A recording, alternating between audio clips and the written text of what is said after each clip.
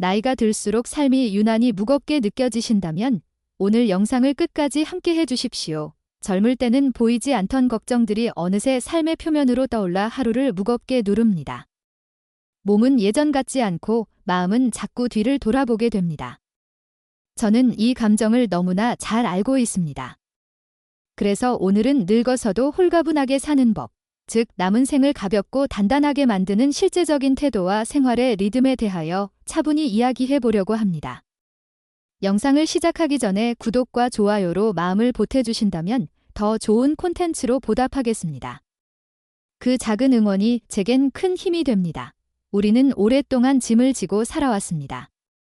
가족을 돌보는 책임, 사회에서의 역할, 스스로에게 걸어둔 기대와 약속, 그리고 남의 시선에 맞추느라 힘겹게 유지해온 체면까지. 살아낸 세월만큼 짐도 불어났습니다. 누군가 이제 내려놓으라고 말해도 쉽게 내려놓을 수 없는 이유가 여기에 있습니다. 그럼에도 불구하고 내려놓아야 합니다. 왜냐하면 내려놓지 않으면 마지막 장에 평화로움이 들어설 자리가 없기 때문입니다. 오늘 저는 내려놓음이 무엇인지, 그리고 비워낸 자리를 무엇으로 채우면 좋은지, 삶의 리듬과 마음의 방향을 중심으로 한 가지씩 짚어가겠습니다. 먼저 자식에 대한 기대를 조용히 내려놓는 일부터 시작해 보겠습니다. 우리는 오랜 세월 아이들을 위해 자신을 줄이고 접으며 살았습니다. 밥을 덜 먹으면서도 학원비를 마련했고 내 옷 한 벌 사지 않으면서 아이의 옷을 사주었습니다.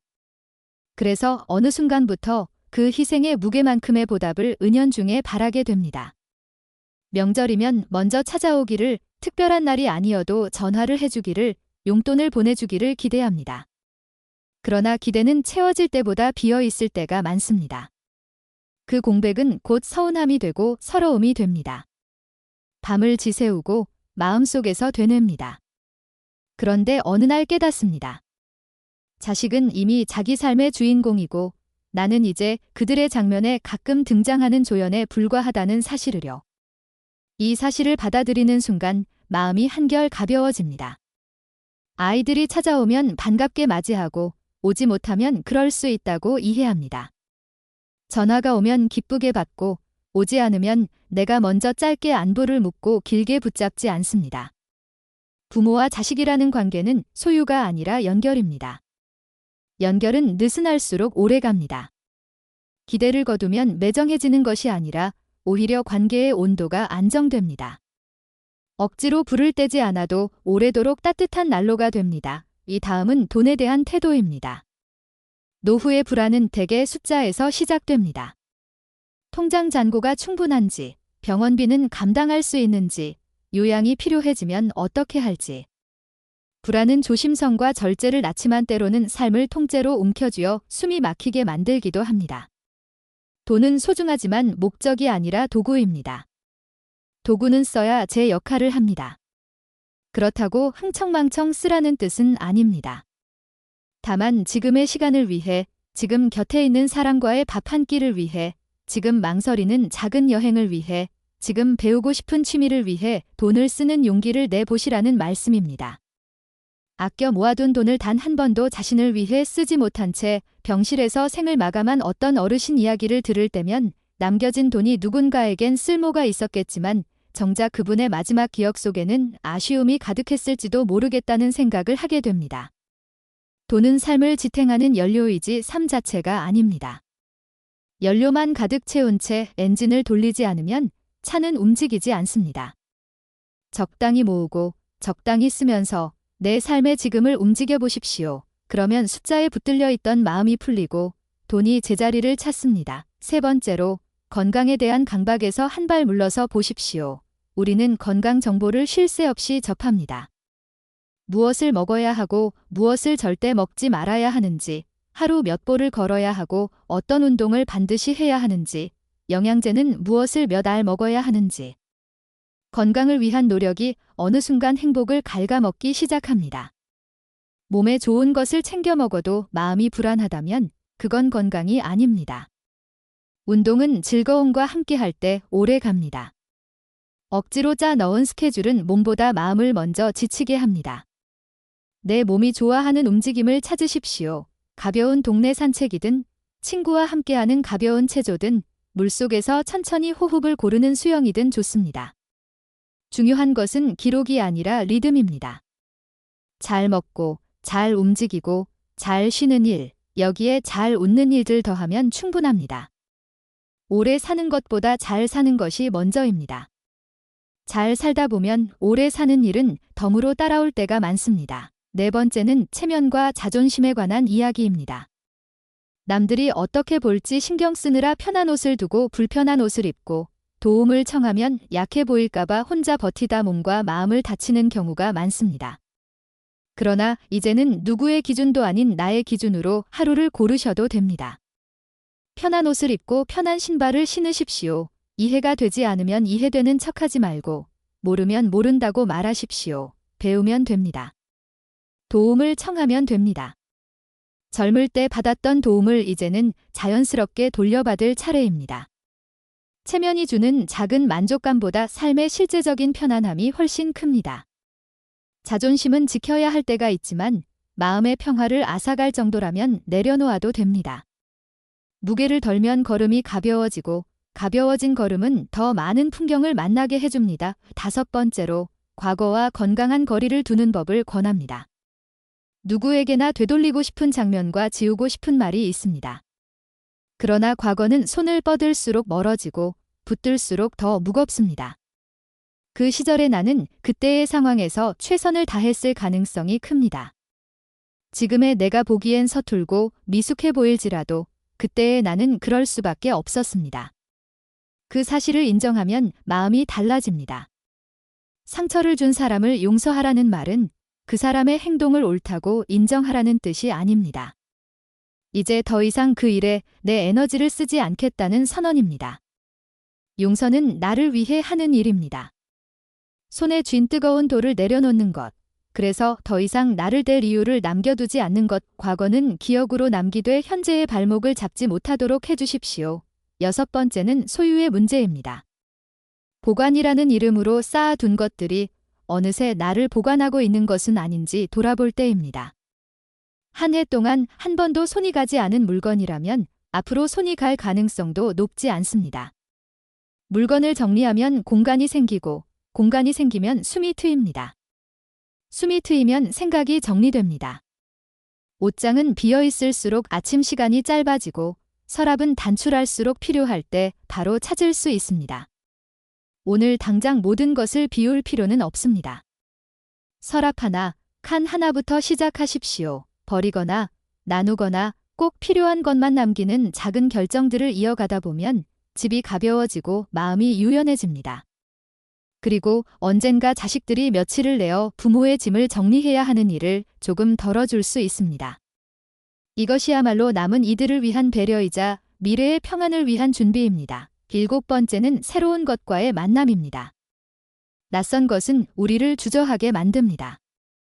그러나 새로운 것은 뇌를 깨우고 마음에 바람을 넣어줍니다.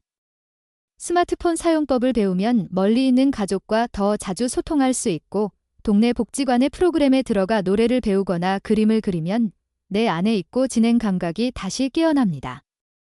처음이 아니었던 사람은 아무도 없습니다. 처음이라 서툴고 서툴러서 시간이 걸립니다. 그 시간 속에서 우리는 어린 시절의 호기심과 다시 연결됩니다. 나이가 들어 배우는 건 늦음이 아니라 선택입니다. 오늘의 선택은 내일의 활력으로 되돌아옵니다. 여덟 번째는 완벽함 대신 적당함을 고르는 태도입니다. 집이 조금 어질러져 있어도 괜찮습니다. 반찬이 하나 부족해도 괜찮습니다. 약속에 조금 늦을 것 같으면 미리 연락하고 천천히 가면 됩니다. 완벽하려고 애쓰면 늘 부족함이 보이고 부족함을 보며 자책하면 마음의 체력이 금세 떨어집니다. 적당함은 게으름이 아니라 균형입니다. 봄비가 너무 세게 내리면 꽃이 상하고 너무 오지 않으면 마릅니다. 적당히 내리는 비가 땅을 살립니다. 우리의 일상도 그렇습니다. 하루에 할 일을 적당히 몸과 마음이 감당할 만큼 계획하십시오. 그 적당함이 오래가고 오래가는 것이 결국 큰 변화를 만듭니다. 아홉 번째는 비교를 멈추는 연습입니다. 화면 속 사람들의 삶은 늘 밝고 반짝입니다. 그러나 화면 바깥의 삶은 누구에게나 그림자를 품고 있습니다. 비교는 끝이 없습니다. 비교는 나를 소비하고 감사의 시선을 빼앗아 갑니다. 오늘의 밥 한 그릇이 주는 따뜻함, 길가에 핀 작은 꽃, 햇살이 부엌 바닥에 그리는 사각형의 무늬, 알맞게 익은 과일 하나, 눈길을 들이면 보이는 것들입니다.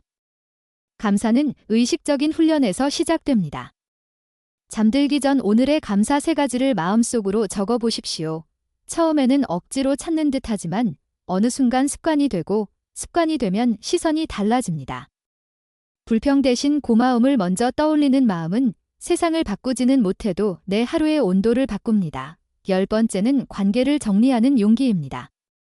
만남은 많을수록 좋을 때가 있지만 나이가 들수록 관계는 깊을수록 좋습니다. 의무적인 자리는 줄이고 만나고 나면 마음이 편해지는 사람과 시간을 쓰십시오. 불필요한 설명 없이도 서로를 이해하는 오래된 친구에게 안부를 묻고 인생의 방향을 비슷하게 바라보는 사람들과 느슨하게 나누십시오. 피를 나눴더라도 서로에게 상처만 남긴다면 거리를 둘 수 있습니다. 거리는 단절이 아니라 보호입니다. 거리는 미움이 아니라 존중입니다. 좋은 관계는 수를 늘리기보다 깊이를 더할 때 단단해집니다. 11번째는 혼자 있는 시간을 능숙하게 즐기는 법입니다. 혼자는 외로움의 동의어가 아닙니다. 혼자는 때로 자유의 다른 이름입니다. 혼자 걷다 보면 발의 속도와 마음의 속도가 조금씩 맞춰집니다. 혼자 앉아 책을 읽다 보면 마음이 다른 시간, 다른 공간으로 여행을 떠납니다. 혼자 영화를 보고 혼자 맛있는 것을 먹는 일이 어색하던 시절은 지나갔습니다. 나 자신과의 만남이 자연스러워질수록 타인과의 만남도 가벼워집니다. 배우자가 있다면 함께하는 시간과 각자의 시간이 균형을 이루게 해보십시오. 너무 가까우면 답답하고 너무 멀면 그립습니다. 적당한 거리는 서로를 자유롭게 하고 관계를 오래가게 합니다. 12번째는 작은 행복에 귀 기울이는 기술입니다. 큰 행복은 가끔 오고 작은 행복은 매일 옵니다. 큰 행복을 기다리느라 작은 행복을 놓치면 일상은 금세 무채색이 됩니다. 반대로 작은 행복을 하나 둘 모으면 하루가 다채로워집니다. 커피잔에서 피어오르는 김, 창밖의 나무가 바람에 흔들리는 소리, 오래된 노래 한 곡에 스며있는 기억의 냄새, 동네 슈퍼주인이 먼저 건네는 인사, 이 평범한 요소들이 모여 한 사람의 삶을 부드럽게 만듭니다. 행복은 소유가 아니라 감지입니다. 감지하려면 조금 느려져야 합니다. 느려져야 보입니다. 13번째는 삶의 유한함을 담담히 받아들이는 태도입니다. 죽음을 생각한다고 해서 삶이 어두워지는 것은 아닙니다. 오히려 유한함을 기억하면 지금의 시간이 더 선명해집니다. 남은 시간을 위한 정리를 차근차근 해두는 일, 간단한 유언장을 써두는 일, 장례 방식에 대하여 가족과 대화하는 일, 고마웠던 사람에게 마음을 전하는 일, 이런 준비는 불길함이 아니라 책임입니다. 준비가 되어 있으면 불안이 줄고, 불안이 줄면 남은 시간이 더 넓어집니다. 끝이 있다는 사실을 받아들이면 불필요한 다툼을 피하고 정말 중요한 것에 더 많은 시간을 씁니다. 그렇게 우리의 겨울은 덜 차갑고 가을은 더 깊어집니다. 14번째는 자신과 타인을 용서하는 일입니다. 살아오며 우리는 많은 선택을 했고 그 중에는 후회되는 것도 있습니다.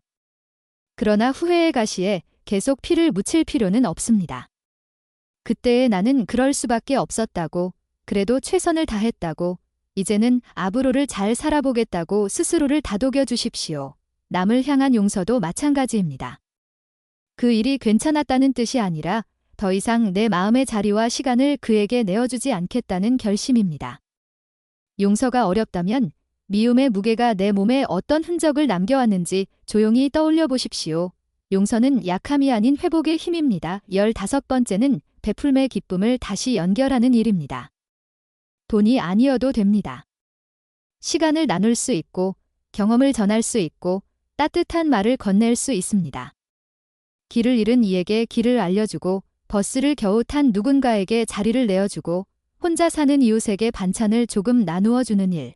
베품은 세상을 크게 바꾸지 못하더라도 내 마음의 방향을 분명하게 바꿉니다. 내가 누군가에게 쓸모있는 존재라는 감각은 나이를 먹을수록 더 또렷한 의미를 가집니다.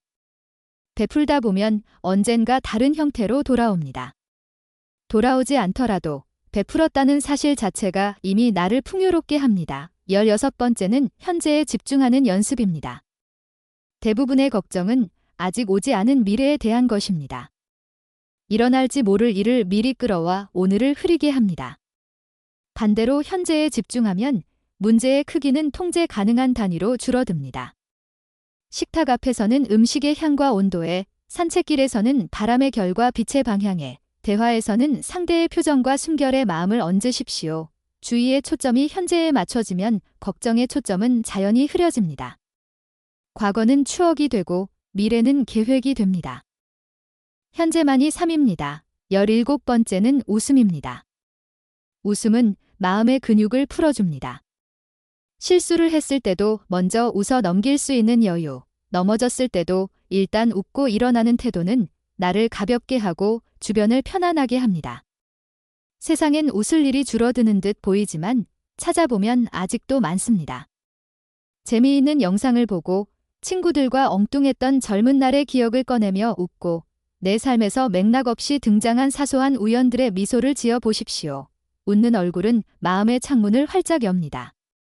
바람이 드나들고 답답함이 빠져나갑니다. 18번째는 규칙성과 유연성의 균형입니다. 일정한 시간에 자고 일어나며 일정한 시간에 식사하고 가볍게 몸을 움직이는 일상은 몸과 마음의 안정을 돕습니다. 그러나 규칙에 스스로를 가두지는 마십시오. 특별한 만남이 있다면 잠시 리듬을 바꿔도 괜찮습니다. 기본은 규칙, 예외는 유연. 이 균형이 삶을 단단하게 지탱합니다. 19번째는 취미입니다. 취미는 나이와 상관없이 삶의 불을 켭니다. 거창할 필요도 비싸야 할 이유도 없습니다. 산책을 기록으로 남기는 일, 오래된 라디오의 주파수를 맞추며 음악을 듣는 일, 동네 도서관에서 책장을 넘기는 일, 화분에 물을 주고 잎사귀의 윤기를 확인하는 일, 좋아하는 일을 반복하면 하루의 중심이 생깁니다. 중심이 생기면 외부의 소음이 줄어듭니다. 비슷한 취향을 가진 사람들과의 자연스러운 연결도 함께 찾아옵니다. 20번째는 감사입니다. 감사는 연습할수록 쉬워지고 쉬워질수록 넓어집니다. 눈을 뜰 수 있음에, 걸을 수 있음에, 들을 수 있음에, 누군가의 이름을 떠올려 전화를 걸 수 있음에. 이것들은 사실 기적과 다르지 않습니다. 감사의 목록이 길어질수록 비교의 목록은 짧아집니다. 감사는 삶의 빛을 키우고 빛은 그림자를 짧게 만듭니다. 21번째는 욕심을 다루는 법입니다. 더 가지려는 마음은 자연스러운 본능이지만 끝이 없다는 점에서 위험합니다. 만족은 가진 양이 아니라 방향의 문제입니다. 오늘의 나에게 필요한 만큼을 가졌다면 그 다음은 누릴 차례입니다. 더 큰 집, 더 좋은 차, 더 많은 인정을 향해 달려온 시간은 충분했습니다. 이제는 멈추어 주변을 보는 시간이 필요합니다. 욕심을 줄이면 마음에 여백이 생기고 여백은 생각의 숨을 고르게 합니다. 22번째는 후회와의 작별입니다. 후회는 우리를 과거에 묶습니다. 그러나 미래는 아직 우리 손에 남아 있습니다. 지금부터 잘하면 됩니다. 지금부터 사랑하면 됩니다. 지금부터 고맙다고 말하면 됩니다. 늦었다고 생각될 때가 가장 빠른 때라는 말처럼 오늘의 작은 실천이 내일의 후회를 줄입니다. 후회 대신 선택을, 자책 대신 책임을, 미련 대신 실행을 택하십시오. 23번째는 자연과 가까워지는 일입니다. 자연은 사람을 판단하지 않습니다. 숲길을 걷다 보면 마음속 먼지가 내려앉고 바닷바람을 맞다 보면 생각의 매듭이 하나씩 풀립니다. 하늘을 올려다보는 습관, 해가 지는 시간을 잠깐 바라보는 습관, 화분잎을 쓰다듬는 습관이 하루의 품질을 바꿉니다. 가능하다면 햇빛을 조금 더, 바람을 조금 더, 초록을 조금 더 삶 가까이에 들이십시오. 자연은 언제나 제자리에서 우리를 기다립니다. 24번째는 솔직함입니다. 이제는 꾸밀 필요가 없습니다. 힘들면 힘들다고, 외로우면 외롭다고, 모르면 모른다고 말하십시오. 솔직함은 관계를 단순하게 만들고 단순해진 관계는 오래갑니다.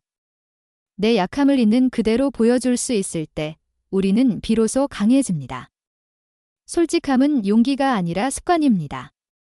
작은 솔직함을 반복하면 큰 솔직함도 자연스러워집니다. 25번째는 평화를 선택하는 태도입니다.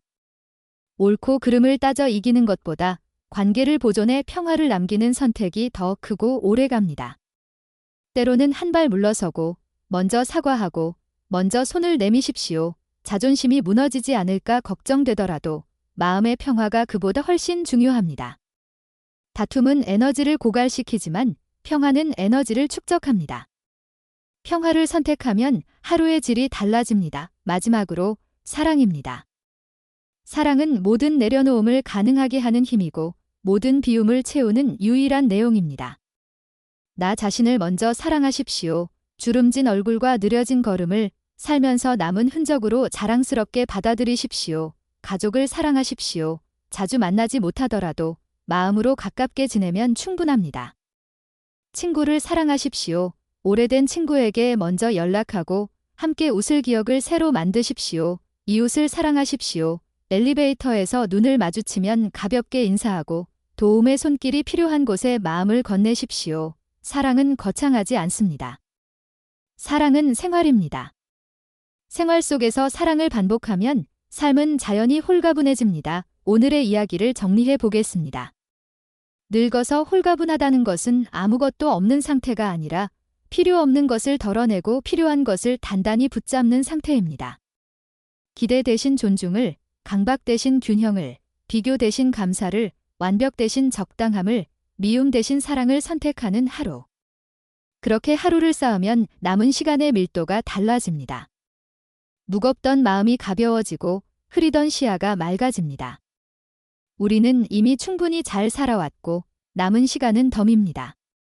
이 덤을 어떻게 쓰느냐에 따라 마지막 장의 문장이 달라집니다. 저는 여러분의 마지막 문장이 평화롭고 따뜻하기를 바랍니다. 오늘 영상이 조금이나마 마음을 가볍게 했다면 구독과 좋아요로 함께 해주십시오. 여러분의 작은 응원이 다음 이야기를 준비하는 제게 큰 힘이 됩니다. 댓글로 여러분의 생각과 이야기를 들려주시면 저도 배움의 마음으로 읽고 다음 콘텐츠에 반영하겠습니다. 혼자가 아닙니다. 우리는 비슷한 고민을 안고 살아가며 그 고민을 나누는 사이에 조금씩 가벼워집니다. 남은 생을 홀가분하게 그러나 단단하게 걸어가기를 진심으로 응원합니다. 오늘도 평안한 하루 보내십시오.